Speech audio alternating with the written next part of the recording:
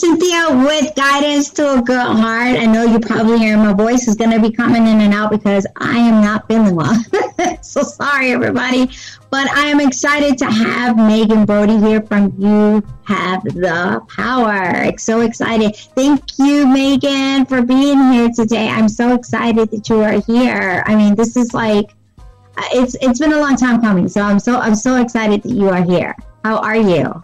I'm good. Thank you for having me. Glad to be here. I know. I'm so excited because, teen dating violence is a big thing for me. And so is, bullying. And, a lot of people don't seem to understand that, although it's Domestic Violence Month, it's also Bullying Awareness Month too. And, we need to bring that into the light, bring it to awareness, bring people to understanding that it is Bullying Awareness Month. Let's bring that to attention too. And I think a lot of people are going through bullying issues, and especially not only people, but just kids. And I think that we need a lot of families, a lot of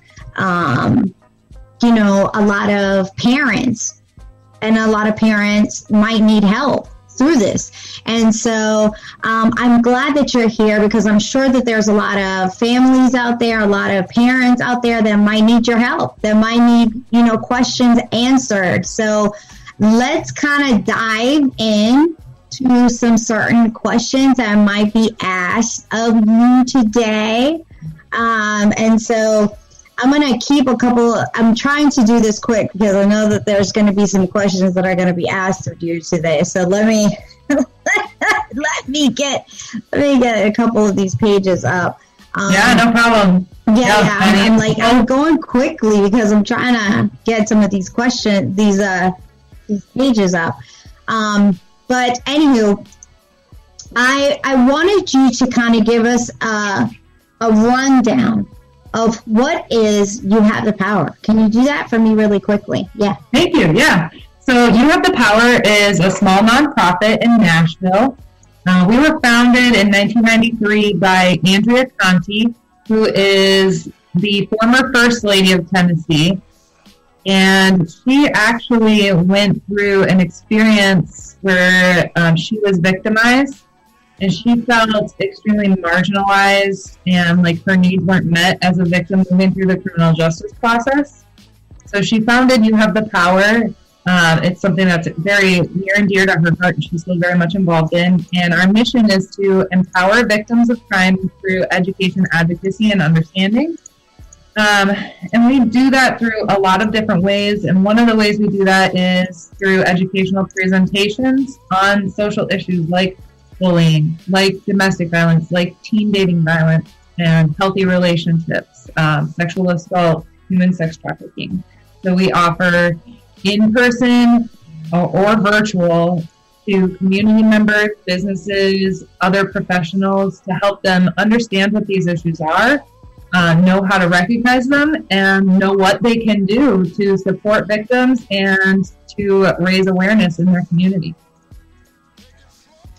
I'm glad that you stated that because I wanted to jump into basically some questions and some dangers that I think basically, I know that you were there at the rally and you touched on just certain things that You Have the Power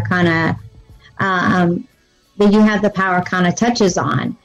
And that's, advocacy, which is kind of one of the biggest things that you touch on. And so let's kind of dive into one thing. What are the biggest dangers? I don't know. Did you get to see the video of the National Missing Centers of the National Center of Missing and Exploited Children? Did you get to see that video? No, I don't think I did. Man, it was really good. But it was a young girl. She, closed her door. She was thought she was talking to a young boy, and instead she really wasn't talking to a young boy. She was actually, it was a older man on the other side, and he actually started to exploit her when, you know, she kind of started doing things that she shouldn't have been doing on the other line. And, you know, sometimes our kids can get exploited that way, you know. And, you know, not only can that happen, but cyberbullying is a big thing too over the internet. And so I want to talk about cyberbullying. Big deal about cyberbullying. That's the big thing today. Yeah. You know, because sometimes we talk about bullying, but we don't talk about cyberbullying. Yeah, and we actually offer a presentation on internet safety with You Have the Power, and cyberbullying is a huge impact, and it can be not only, you know, bullying with friends or, you know, classmates, but it could also be something that impacts dating relationships as well, and be a type of abuse that they experience. So it is definitely a big concern that we need to be aware of, and we need to be proactive about addressing. Yeah. And I miss my evangelist, because I know that she's a huge, and my co-host, evangelist Patricia Fowler, she is a huge advocate for, you know, she's a mentor, and she's a huge advocate for, you know, supporting young girls. And that's like her biggest thing, is being able to advocate for young women. And I feel sad, because I'm like, I miss her. Where's she at? But, you know, my, you know, question to you is, you know, how can we keep the dangers of internet safety, and how it relates to our youth? How do we keep our kids, potentially, how can it affect our children? How can we, as parents, help our kids with that? How do we keep our kids safe? What are some things that we can do? Yeah, you know, that's a good question, and it's something that we have a lot of parents that ask us about, and people ask us about. And so the first thing that we always tell them is to establish some type of open communication line that is very trusting, where the teens or children that they're working with, or that are their children, feel comfortable coming to them and talking to them about situations. And so that's not something that you just do once and it's in place. That's something that you have to really focus on doing over time.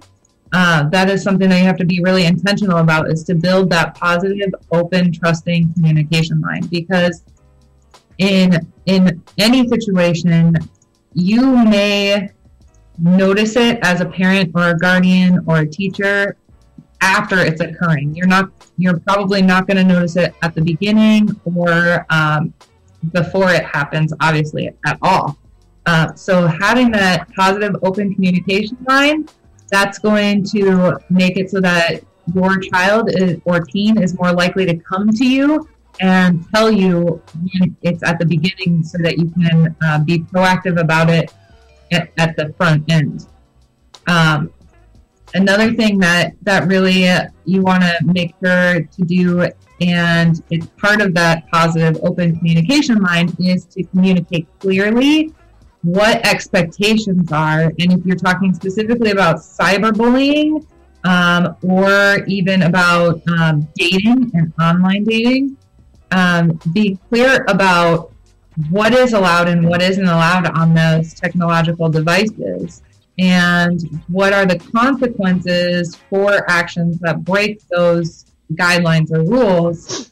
And then as situations occur that are concerning, where maybe a guideline needs to be put in place, discussing that right away. Again, being open about it and honest about it. So that's one way that you can do to really address this. Now, also, you want to make sure that you're monitoring what your teen or child is doing on technology, because if you're not monitoring that use and aware of what's going on, then you can't address those concerns and address when those guidelines are broken. Another thing that we tell our parents and teachers is they need to model the behavior they expect, right? So it's not just about me telling you this is what you can and can't do on technology because it's not safe. It's me showing you that this is not safe for anyone, and so we're both being held to the same guidelines. And then really considering, are there in those guidelines times when technology is not allowed, because we want to make sure that we're focused on interactions as in-person human beings, right? Sometimes that screen, whether it's a phone or a laptop, that makes us forget that there's a person on the other end and lose some of the empathy that we have for people. So are there times when technology is not allowed, or are there places? Some of the ones we most often find are, dinner table, family dinner time, it's not allowed. Or in the bedroom, they're not allowed. So really considering that and setting those as well. And then to just make sure that you're reaching out to the services that are available to get knowledge and support around cyberbullying, around bullying, around teen dating violence, and how to handle teens dating online, reaching out to the nonprofits that are out there and the services that are out there that have the knowledge to be able to help you address that. And I'm glad that you said that about reaching out, because we know that there are potential dangers of cyberbullying, and also we know that there are so many potential dangers with teen dating violence. And, how can parents become more involved, to talk to their teens? And I know that you had already said that, but, we know that a lot of times there is no real, curriculum level. We know that, you and I do.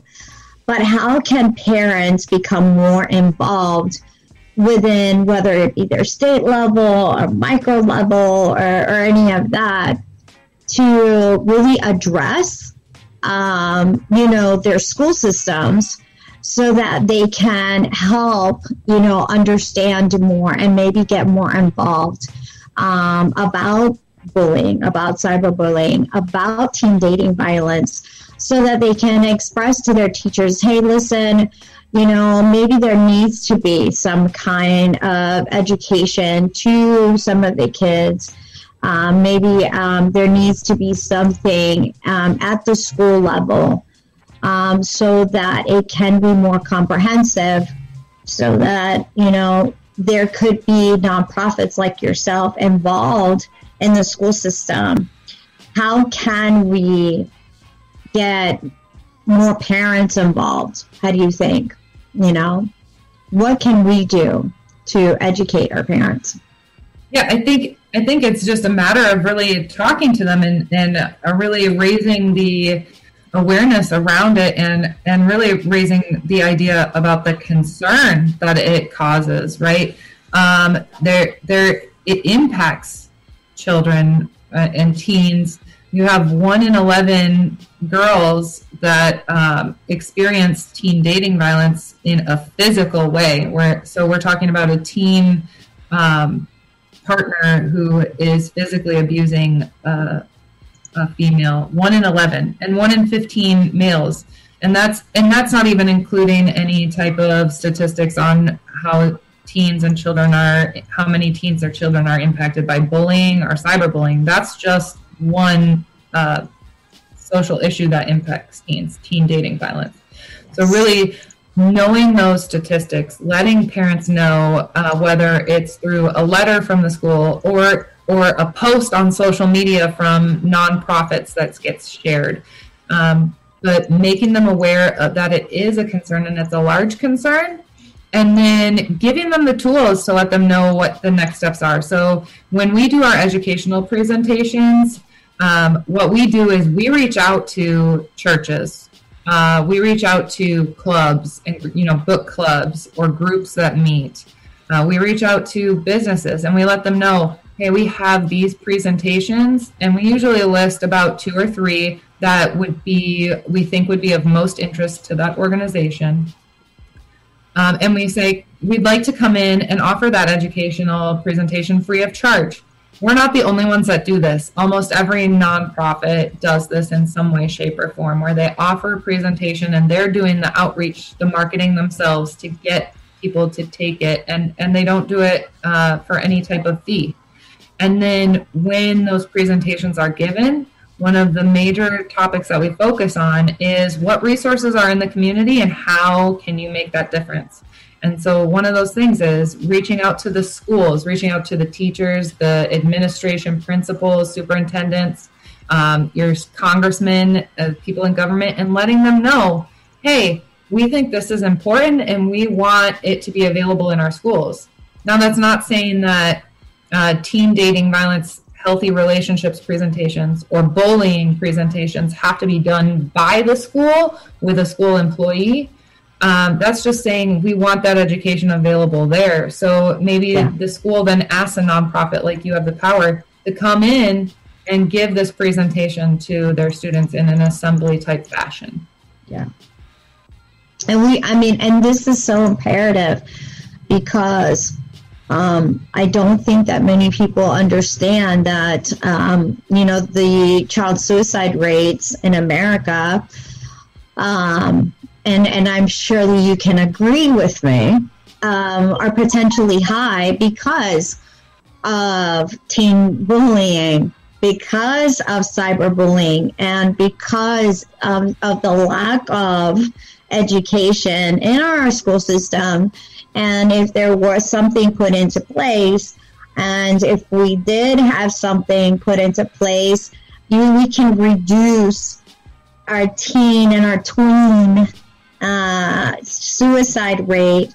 If we were to have some kind of nonprofits that were able to enter into our, like You Have the Power, enter into our school systems, and have an accessibility, of curriculums that we're able to enter into our school system. The suicide rate for bullying and cyberbullying is 2 times more likely when they're being bullied or cyberbullied. And 1 in 4 girls and 1 in 10 boys, when they're being bullied or cyberbullied, attempt self-harm. Yes. So, we're talking about, and again, that's just bullying and cyberbullying. That's not including teen dating violence. And so we're talking about really high levels there. And I think one thing that often gets overlooked, and it almost is interesting because Domestic Violence Awareness Month is October and Bullying Awareness Month is October. And they really kind of go together because what sometimes gets overlooked is that it's not just about educating the kids. We have the Adverse Childhood Experiences Study, which shows that there are certain experiences that children have that can impact them as they grow up developmentally. And domestic violence is one of those. And so you have Domestic Violence Awareness Month, and we're talking about domestic violence in the home of a child, where as I'm growing up, it's being imprinted on me day in, day out as I watch my guardians and the way that they interact, that, love equals violence. Love equals someone hurting somebody. Yes. And not only that, but violence gets me what I want. Yes. So then as that's being imprinted day by day and I'm watching that, then I go into a relationship as a teen. And that's what I've learned is what my relationship should be like. Right. Or I go into friendships, or I go into group work, and I learn that that's how we're supposed to interact in relationships to get to an end goal. And so really kind of taking that whole big picture and saying, yes, we need to be in the schools so that there's somebody there if there's domestic violence occurring in the home that can teach these youth that that's not the way relationships are supposed to be. Right. Whether it's an intimate partner relationship or whether it's bullying or cyberbullying, but also getting out into the community and educating the community on bullying and domestic violence, because the adults need to be aware that this occurring in the home is impacting the children. Right. And, I want to go into some youth risk behavior, because I think that some people may not know what are some youth risk behaviors and what are some youth risk factors that, might not be well aware of by the CDC, that parents may not know of, whether it, be certain things like psychological or physical or sexual. There are some risk factors that may play into it. And, I wish that you could let us know what plays into teen dating violence, that are some risk factors when a child goes into teen dating violence, or when he or she, let's not be gender, let's make sure we're gender inclusive, when they're going into an issue of teen dating violence. And then we'll also go into certain risk factors for bullying. So what are those risk factors? Yeah, so some red flags for a teen or a child who may be in an unhealthy or abusive relationship is you're really going to be looking mostly at their partner, but you'll still see signs in them as well. So you're going to see excessive jealousy or insecurity. And what that might look like in your child, if your child is experiencing it, is they might say, oh, I was talking to this boy and my partner got really mad, right? So they'll refer often to how jealous their partner was. You also might see that there's some type of invasion of privacy or attempt to invade privacy. So if your child is the one experiencing the dating violence, they're going to be talking about, they tried to look at my phone, but I quick hid it in my pocket, or my phone was on my desk and they grabbed it and went through my texts, right? Teens might not see this as things that are red flags. So as adults, we need to be able to recognize it and let them know that it's a red flag and start stepping in, because oftentimes with teens, you're going to see that they find it actually endearing. They find it like cute, like, oh, they really like me. They were trying to go through my phone. No, that's not okay. Some other things you might see for teen dating violence is that they might try and pressure them into physical activity that they don't want to do. They might blame them for problems at school or not take responsibility for their own actions. They might try to start isolating them. So you might see a change in who your child is hanging out with because their partner is telling them who they can spend time with and who they can't, or at least trying to. Name calling, threats, and then you can, in some cases with teen dating violence, see physical violence as well, where there's grabbing or squeezing, slapping, punching. So it can become very dangerous, which is why, again, it's very important that we talk about it. Now with cyberbullying and bullying, you're going to see some of the similar types of behavior. You're going to see changes in their friends. You also might see a change in their behavior to where they were doing really good in school and now they're doing really bad, or vice versa. You might see that they're very secretive about things or withdrawn. They might have a change in their sleeping habits because they're just checking their phone constantly about what people are saying about them. You might also see a change in their eating habits.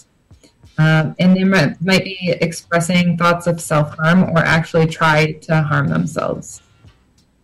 And then the biggest one that might be the easiest to notice is that they're always looking at their phone or their computer. They just can't ever step away or leave it alone. And that, again, is because they really need to know what people are saying. I have actually 2 comments. One was from Joanna. She said that, thank you for your service. It's helping to make a difference where domestic violence is concerned. I attempted suicide at the age of 16, and sexual violence along with bullying were both contributing factors in my sitting on the side of the bed with my mouth on the toe of the trigger, attempting to blow my head off. But thanks to God, I only blew my shoulder off instead. Domestic violence in my family was the most significant thing that I contributed to my attempting suicide. And I think, thank you, Joanna. I appreciate you stating that. I think a lot of people who go into domestic violence do that. I think it starts off with bullying. And then it goes into teen dating violence, and then it goes into domestic violence. We have a lot of people who you see doing that. We have a lot of people who we see with that same thing, and thank you for your vulnerability, because I know that there's so many of our listeners, our watchers, who also have attempted suicide, and they feel like it was a never-ending road. You know, we know a lot of teenagers that have tried to do the same thing, and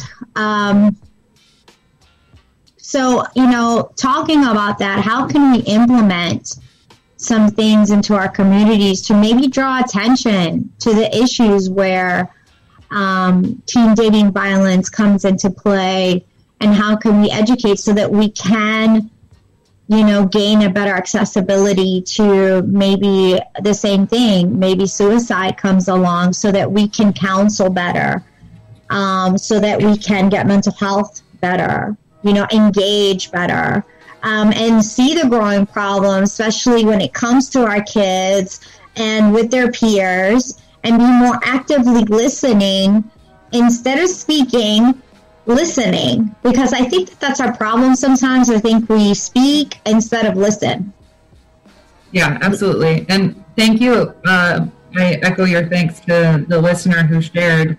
I just really feel honored that you are comfortable enough to share that story with all of us, and I'm sure you're making a difference in people's lives by sharing that story with us, so thank you again. Your question, Cynthia, we do have to be active listeners, and a lot of times when adults are talking with children, they want to try and solve the problem, and so they'll or maybe they want to try and address the problem, but they'll interrupt or they'll speak for the child. But really just letting a teen or a child talk and not interrupting and listening to what they have to say, that is key to starting to establish and build that positive, open, honest communication line with them. Really making sure that you let them use their own words is essential to building that trust and addressing those issues. And I think it goes both ways. So not only do we want to let them use their own words and give them the time and the space to speak about what's bothering them or what's happening to them, but in turn, when you're concerned, you need to do the same thing and be honest about your concern. And really recognize that they might, when you come to them and tell them about your concerns, they might deny the situation, they might try and hide it or say that it's not happening. But when you come to them and tell them honestly what you're concerned about, first of all, it shows them that you care and that you're there to listen, and that honest communication line is something you're serious about, but it also starts them thinking. So even if they deny it or they minimize it, it starts the wheels turning for them to really think about, is what they said true? Am I in an unhealthy or abusive relationship?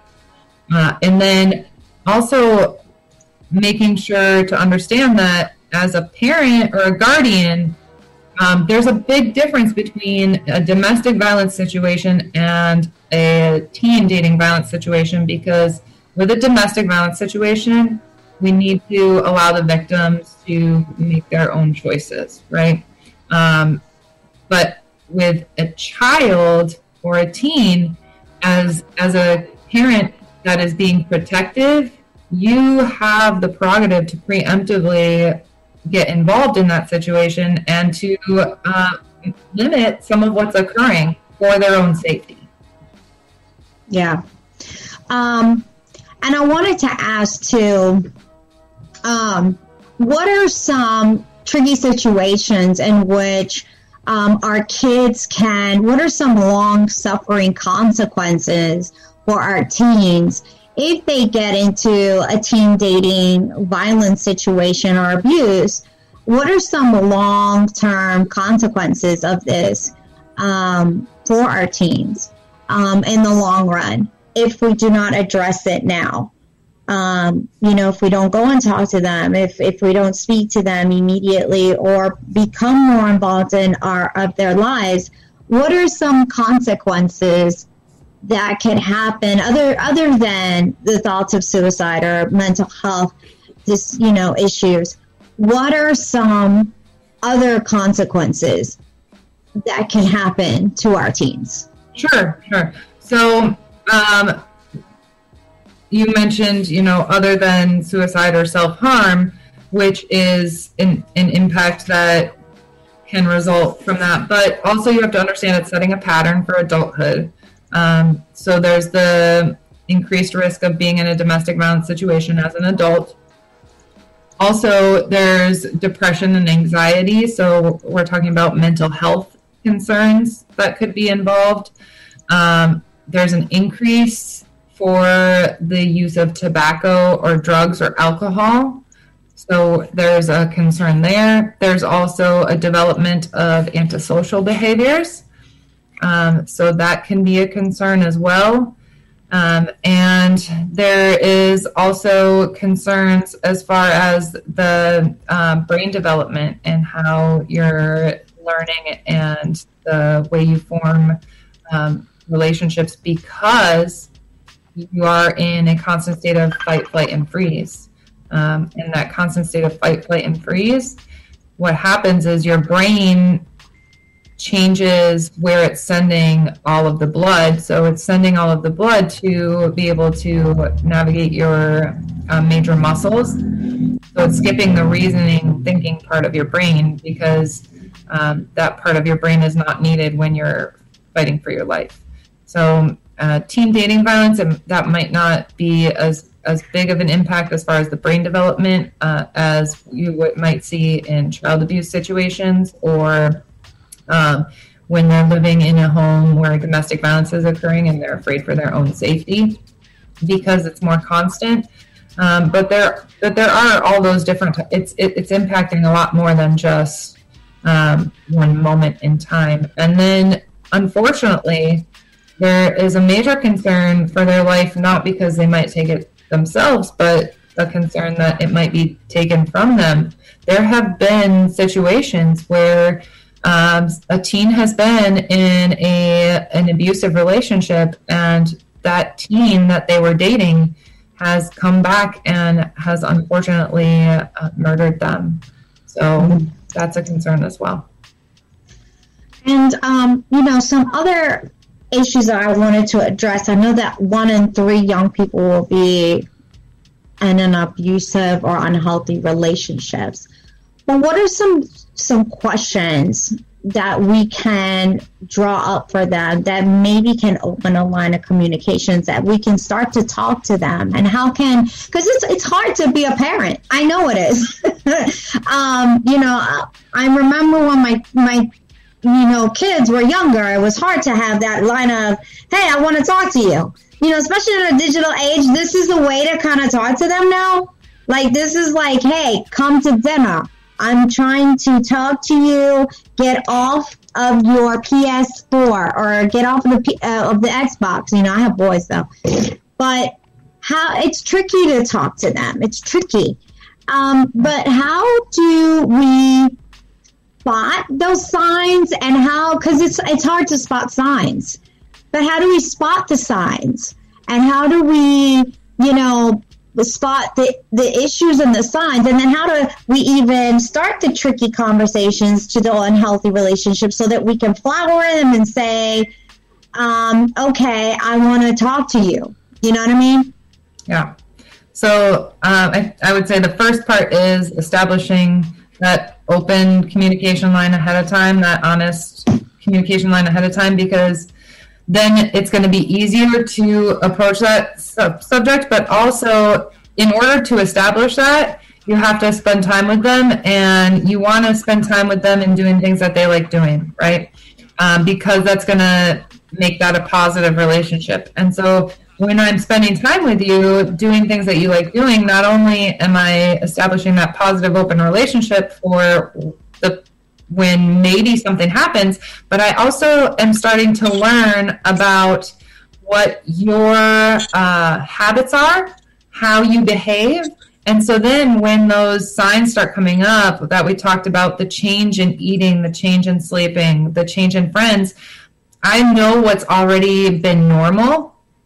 And so, what has been the typical day for you. And so now when I see those changes, I notice those. But also monitoring. So even if you're not comfortable really in doing as much with their teen, or maybe your teen is a teen that's like, I'm not spending time with my parent, right?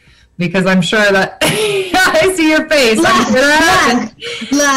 I don't know. There's some people out there going, that is me, my face, my silhouette. My teen's going, Mom, I'm going to go play baseball. Mom, I'm going to basketball with my boys. Hey, Mom, I'm going to the mall. What are you talking about? I get it. Yeah. Just monitoring and checking in. So, when they say, hey, I'm going to basketball, checking in to make sure they're at basketball, especially if you start noticing other concerns in that area. So, right. But, that's another way that you can really do that. Yeah, that's good. That's good. And I like that. I do like that, because sometimes we miss out on having to totally monitor that, monitor a bit of that, what they're doing, Yeah. I know that this is like a bit of a little statistic that I kind of pulled out. I know that 25% of high school girls have been abused physically or sexually. And I know that most teen girls who have been abused, they're 6 times more likely to become pregnant or contract a STI or, but how can we, as parents who may have a girl, give that information to those who do have girls? How do I say, hey, you're a girl. It's hard for me. I have boys, so for me, I was just like, listen, if you had a girl or if you have a daughter, you respect that daughter. But how I guess for me, it was easy for me to give that information to a boy.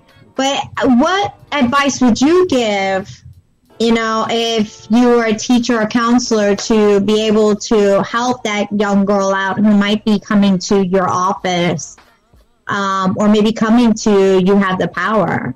How do you give that advice? Yeah. So the way I recommend doing that is I recommend actually not necessarily talking about the risk that there is, because you and I know the risk that there are, but yes, the teens don't really care about the statistics, right? They're like, that's a statistic, but that's not going to happen to me, right? But instead, talking to them about it in the perspective of healthy relationships and the perspective of being self-aware and cautious. So, for example, when You Have the Power is invited into, there's a local high school that invites us in to do a healthy relationships class every year. And healthy relationships is different than sex ed. In healthy relationships, we're talking about what does a healthy relationship look like? What does an unhealthy relationship look like? What does an abusive relationship look like? But one thing we talk to them about is safety in public and certain precautions that they can take, and just explaining to them, this might not happen to you, but it also might happen to you, and these steps are not going to give you a 100% secure way of knowing that this is not going to happen to you, but by taking these steps, you're going to be a little bit safer. And so talking to them about having emergency contacts set up on their phone, when they're walking with friends or walking with somebody, not texting and talking on their phone, but actually being alert of their surroundings. Yeah. Talking to them about safe words for being picked up by family members, right? Talking to them about if your teen is at a driving age, parking under streetlights when they're parking in a parking lot at night. So talking to them about the little safety plan elements that all of us do every day to keep ourselves a little bit safer, and making them aware of it, because if nobody tells them about it, they're not going to do it. Right. And then explaining to them, that this can happen. Sexual assault can happen to you from someone you know or someone you don't know. And so these steps that you take, they're just steps to reduce the risk a little. And if they ever feel unsafe or are uncomfortable, that you're there for them to come to right away. Now, everybody, you can still call 1-855-493-6499 if you want to call on in, and if you have a story that you would like to tell, or if you have a comment that you would like to say, you can still call 1-855-493-6499. You can call live on the show right now. And we would love to hear from you. If you have a comment to ask Megan Brody from You Have the Power, we would love to hear from you. If you would like to talk about teen dating violence or bullying, you still have time. Please call in to join the show, 1-855-493-6499. We do have a couple of comments. I know that Veronica, sorry, I have to scroll a little bit up because there's been a couple of comments. So I know that Joanna had commented that, let me go back up. I would like to say long-term consequences would be getting a warped sense of what a healthy relationship is supposed to be, which could lead to unhealthy behavior and relationships with others, and with your own sense of self-worth and inability to set and keep healthy boundaries. There are so many different things that can result from this. I do agree, Joanna. And I know Veronica Fasciani. Thank you, Veronica. I learned to set up family time and game night, and this is how they check in, right? Which I love that. Game night is a great time to also check in. They also have been talking back and forth, which is great. So thank you. Hey, Evangelist, how are you doing today? I see that you came on in. We've been talking about teen dating violence and bullying with Megan Brody with You Have the Power. She has been informing us on You Have the Power and how they teach about teen dating violence, about bullying, about cyberbullying, and giving us some information about that. And we were just discussing about certain risk factors, certain red flags, and certain things that really inform kids and parents about bullying, And so we were just discussing that, and I was actually asking her some more questions as well. I can't hear. I hear music playing over top of you talking. Oh, okay. I think DJ Neck is going to turn down the music. Okay, there you go. So we were just discussing about, teen dating violence and about bullying. And I was going to ask her, there's about 8 states in the U.S. that do not consider a violent dating relationship domestic abuse. Therefore, I still think that there are some that still consider it being a violent behavior. 20-some things are unable to apply for a restraining order, I feel. And I wanted to ask you what you consider, if that's, that we need a little bit of a, lower amount for a restraining order. And if you feel that, maybe kids do need to have a restraining order when it comes to teen dating violence. Yeah, so definitely there are situations where restraining orders or orders of protection are needed for teens.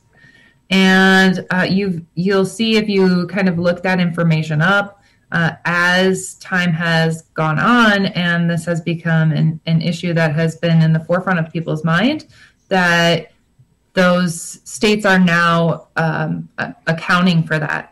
And so when before, maybe the statutes would say something like domestic violence is a crime that involves someone who is in an intimate relationship. Right. That's really limiting the scope of what you can get a restraining order or protection order for, because an intimate relationship is defined as having sexual intercourse. Right? Mm-hmm. And so you'll see that states are really starting to broaden that by saying in a dating or romantic relationship. So domestic violence is a situation that occurs within a intimate or dating or romantic relationship.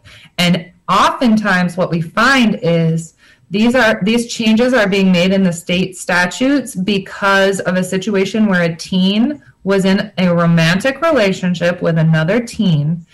It was an abusive relationship, so teen dating violence.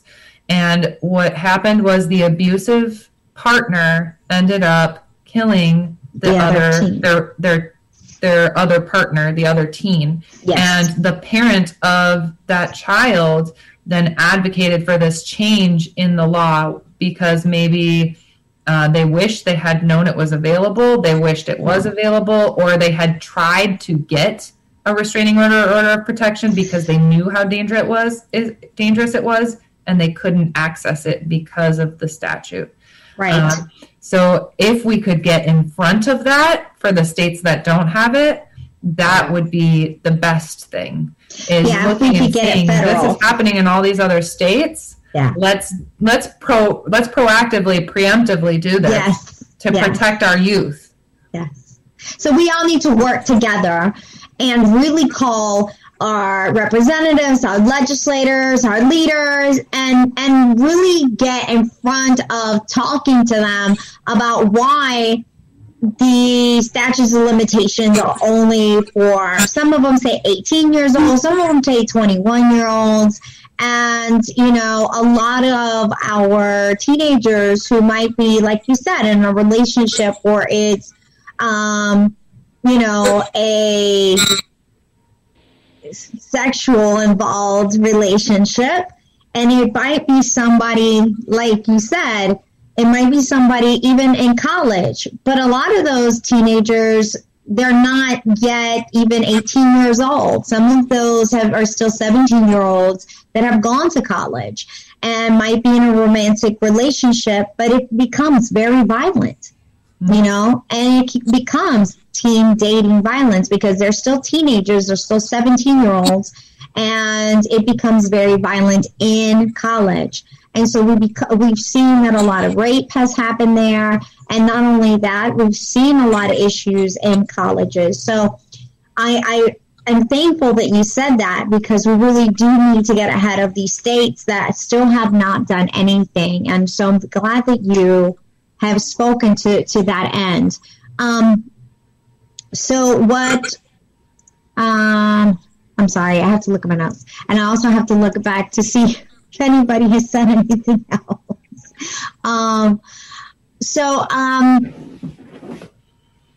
How do we address issues of teenagers who might have become raped? And, you know, do we still do the same thing as if it was an adult and they do have the same issues of, you know, issues of rape? Do we still do the same issues as per an adult? Do we still do the same thing?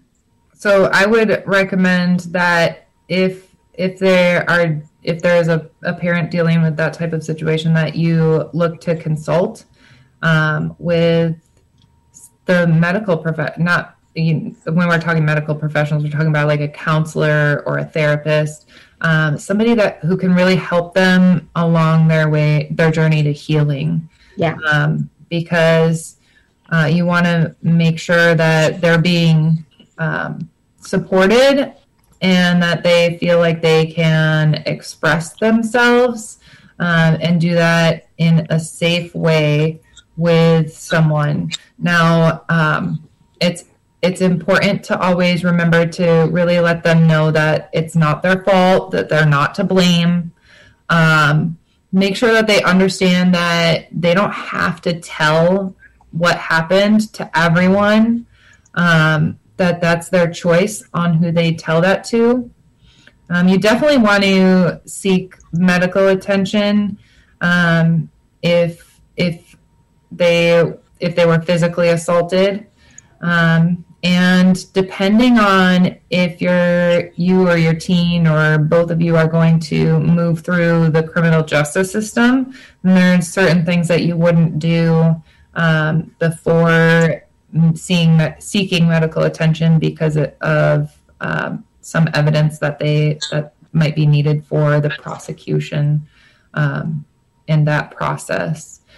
Now, with teens, it's a little bit different than adults because you want to make sure that they understand that while they can decide whether or not to participate in the prosecution, ultimately the decision to press charges is up to the state.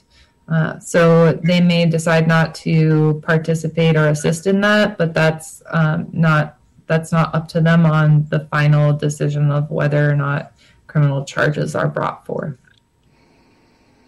I'm so glad that you're able to answer all these questions, and I am really glad that you were able to spend some time with us today. Before we even end all of this today, and I want to give you a little bit of time, I know that You Have the Power has some things that are coming up in the works to this whole entire month. Because it is bullying month. I know that teen dating violence, is not this month, but I know that you guys do a lot of things for domestic violence awareness. I know that you guys do some training, but I kind of wanted to highlight and try to see if you can give us some things that are coming in the works for you guys. Yeah, absolutely. So we've been working really hard, and I think that teen dating violence is really, intertwined with domestic violence. And so it's definitely not a miss to talk about teen dating violence during Domestic Violence Awareness Month. Sure. We are constantly offering healthy relationships courses to the schools in Nashville and to the state of Tennessee, because we actually, while we're located in Nashville, we serve all of Tennessee. So we have those available, and we also have a youth impact curriculum that is being used in middle schools and high schools, and we're trying to really expand that because sometimes it can be really hard to get into the schools to offer services and education. But we do have a youth impact curriculum that's in the middle schools and high schools that's being used that really helps youth to recognize that actions have consequences and to recognize their part that they can play in their community and in making choices that impact their community and themselves in a positive way. Now, we also are in the process of developing a curriculum or a training session for corporate offices, especially executives, that educates on the impact of domestic violence on the business, on the workforce, and on the work environment, and then helps them to understand what they can do to support domestic violence victims by implementing a workplace violence policy that specifically addresses domestic violence. So that is expected to be completed by the winter or spring, and then we'll start offering it to businesses in the summer. So we're really excited about that, and because there is, I think, the last I checked, there are 74% of businesses do not have a workplace violence policy that addresses domestic violence. No, but domestic violence is coming into the workplace, and so they really need to start doing that. Mm-hmm. And then for this month, for Domestic Violence Awareness Month, we've got some really exciting stuff going on. We've got some panelists that have agreed to come in. And so every Wednesday, we are offering a panel on something about domestic violence. So in 2 days, we're talking about understanding the dynamics. What is domestic violence? Starting it off with just the general idea. Next week, we're going to talk about understanding the impact, domestic violence, and children. And then the third week, we're going to talk about understanding the impact, domestic violence, and the workplace. Awesome. And then the final week, October 28th, we're going to talk about breaking barriers, domestic violence victims, and pets. Nice. Because you might not realize it, but having a pet and being in a domestic violence situation can be very difficult in finding support and getting help. And so we're going to kind of shine some light on that specific barrier for people in domestic violence situations. All of those dates and all of those times and registration links are on our Facebook page. So everyone who's watching, who wants to attend, please go to our Facebook page. It's You Have the Power. And register for those webinars, because we really have some people, we have some great people coming on to really talk about that and answer questions that you guys have. So they're not just going to be, talking and not answering questions. So join us. Wonderful. I'm excited. I can't wait. And you definitely will see me there. So good. I'm glad. You will see me there. I'm excited because these are going to be some really exciting panels that, especially the one, I don't think that everybody understands how bad it is to have a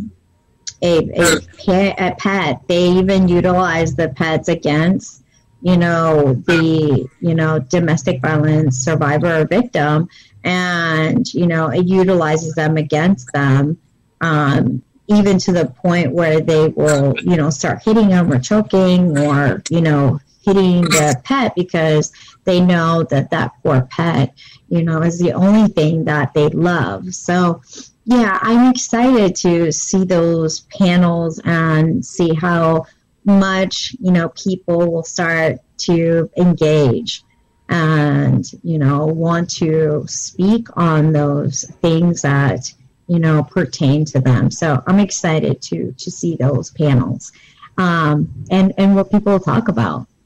Yes. Yeah. So this will be exciting. Yay. So we will also put them on Guidance to a Good Heart so that you will find a link towards you, those things that you're looking at. Yay. Great. Thank you. Thank you so much. Thank you for everybody for being here at Guidance to a Good Heart. Thank you, Evangelist. You're welcome. Thank you for having me. All right, everybody. Thank you again. Thank you to Mix Station for hosting us, and thank you guys for being here. Sorry you guys didn't see us at the studio today. And I am glad for all of you guys for being here. And like I always say, you're beautiful. You are lovely. I love you. And thank God that God loves you too. Thank you again. Do not forget that there are other shows on Mix Station. And I will see you guys. Bye. Thank you again, guys. See you guys soon. Bye.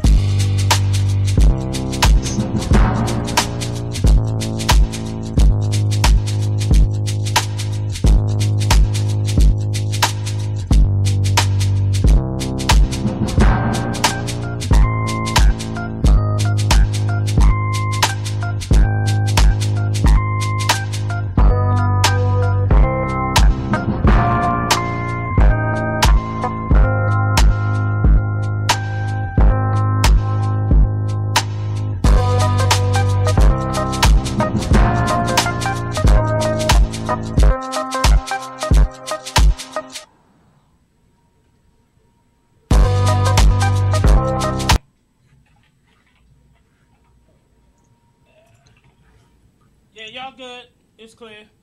Okay, we're good. I wanted to stay for a minute with you because I wanted to talk to you about something. Yeah. Okay. So you have